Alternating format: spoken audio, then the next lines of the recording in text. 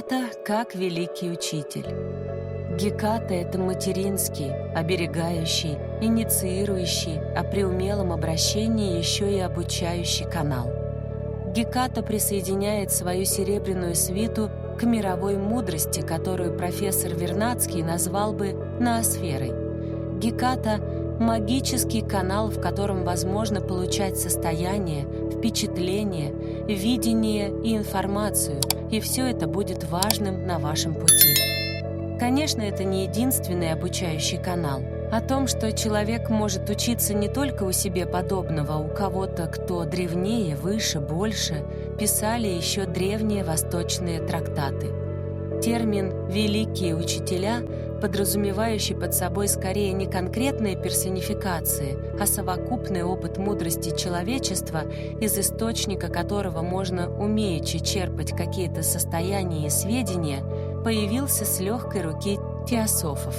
Их называли махатмы, великие души, мировой дух, или бодхисаттвами, просветленными, которые отказались уходить в нирвану, а остались по соседству с нами с целью спасения человечества.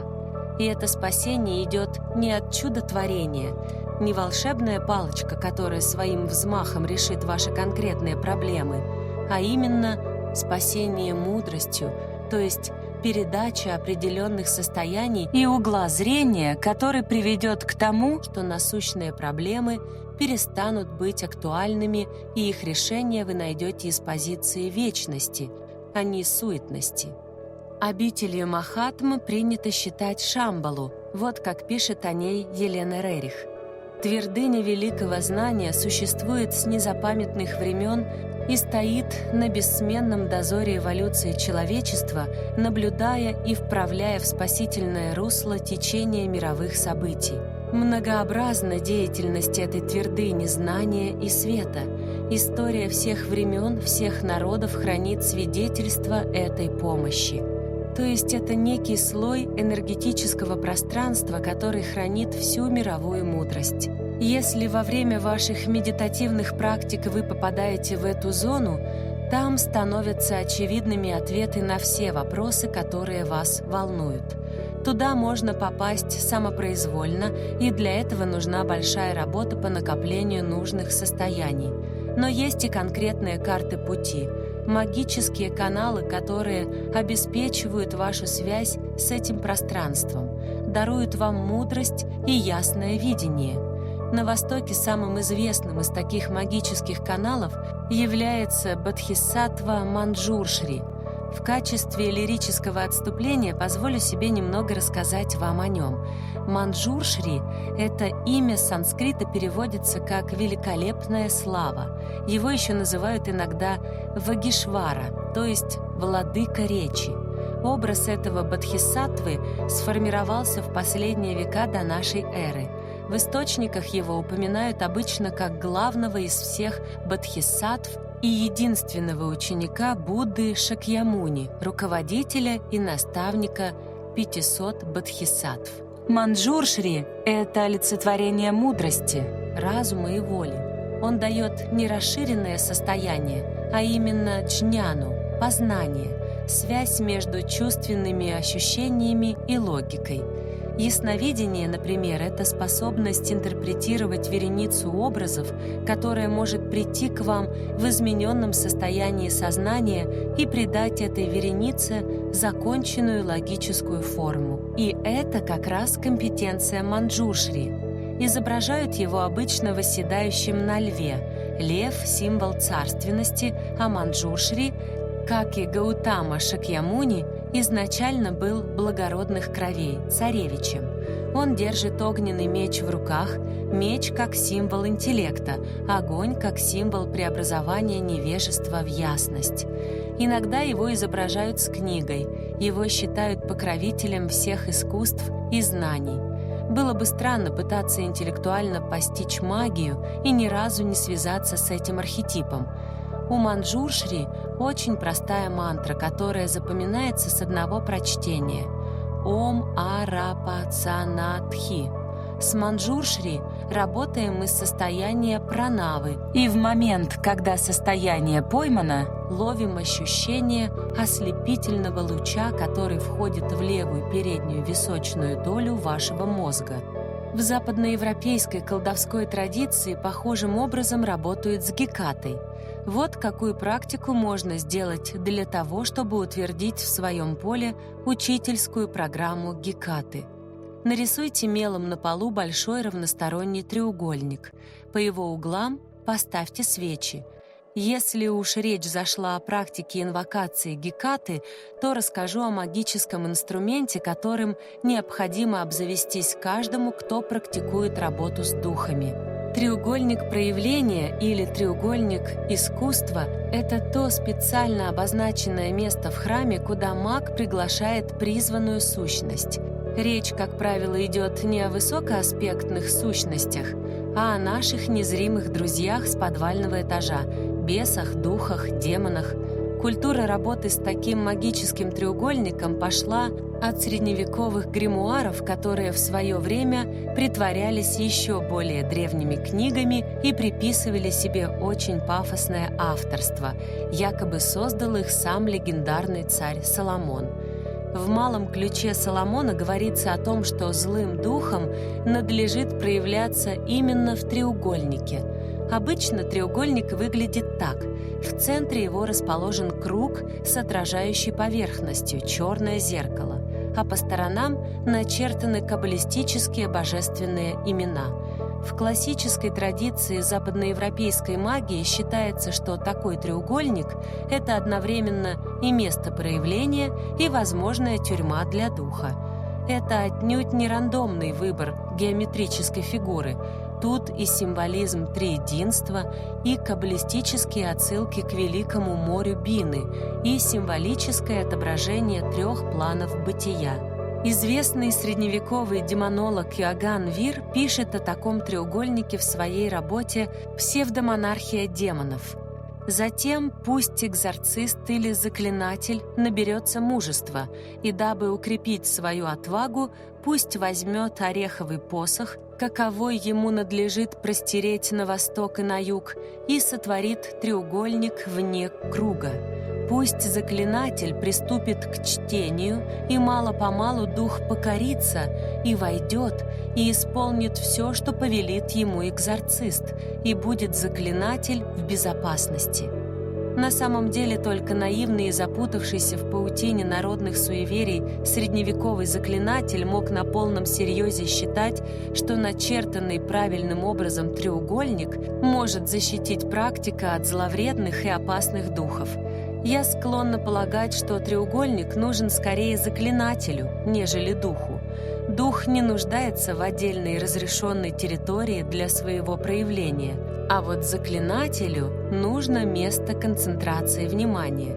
Итак, вы соорудили треугольник. После этого садитесь в его центр, выполните дыхание силы гекаты. Затем представьте, что вы отделились от тела, вышли из тела назад и поплыли спиной вперед, дальше и дальше от своего тела.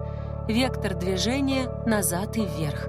Можно на начальных этапах практики представить, что вы удаляетесь от своего дома, от города, поднимаетесь над облаками, покидаете атмосферу Земли, видите перед собою удаляющийся шарик родной планеты, плывете среди звезд и попадаете в темное пространство.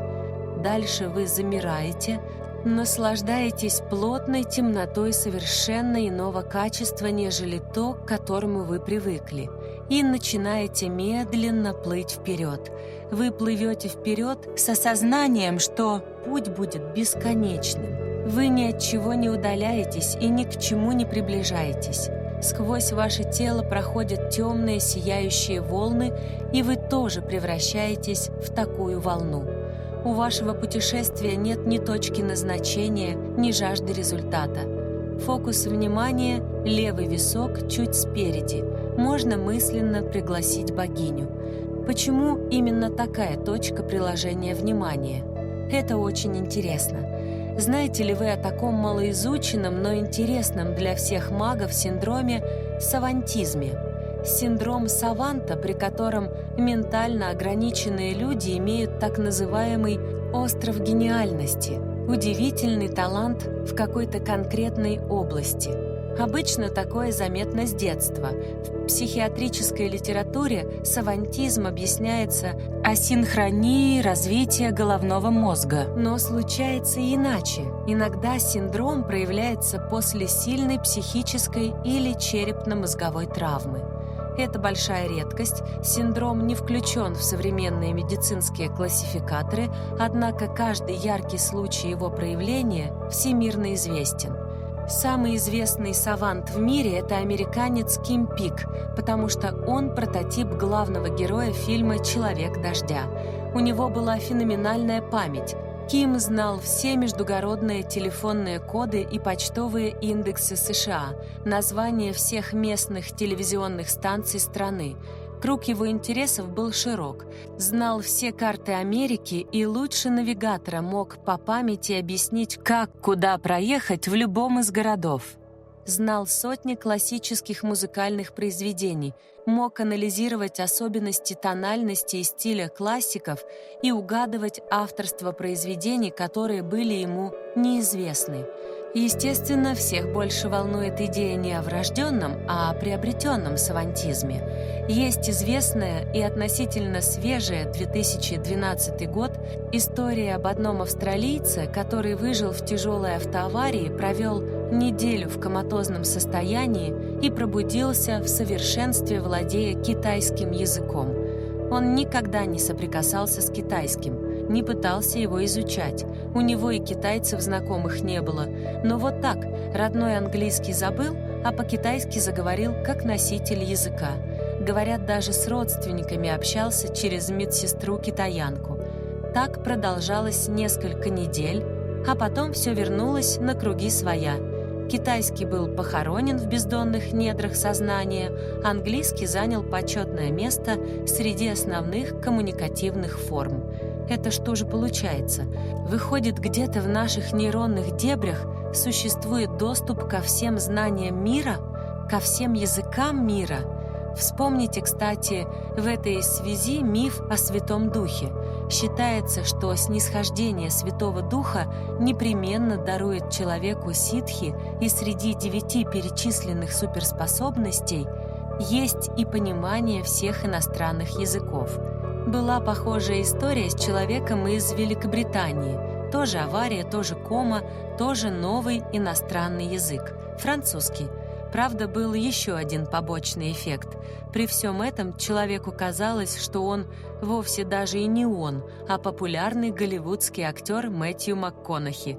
Спустя несколько дней пришло жестокое осознание, мол, где я, а где Мэтью. Но зато французский навсегда остался в его активах. Это очень темная область науки. Конечно, ученым тоже интересно поиграть в инвокацию, поэтому, когда выяснилась закономерность, что приобретенный савантизм просыпается после травмы головы с повреждением левой передней височной доли мозга, начались эксперименты на добровольцах. Нет, их не били по голове, но им временно отключали эти доли, и в некоторых случаях пробуждалось нечто похожее на савантизм, его жалкий отблеск. Например, человек вдруг начинал лучше запоминать цифры. При фиксации внимания на этой части своей головы при одновременном вхождении в глубокое состояние могут произойти инсайты. А если совместить это с тонким состоянием и обращением к богине, отвечающей за понимание, эффект многократно усиливается. О себе могу сказать, что я часто хожу в это поле учиться. И даже семье в шутку иногда говорю, мол, не беспокойте, у меня урок. И ухожу в глубокую медитацию.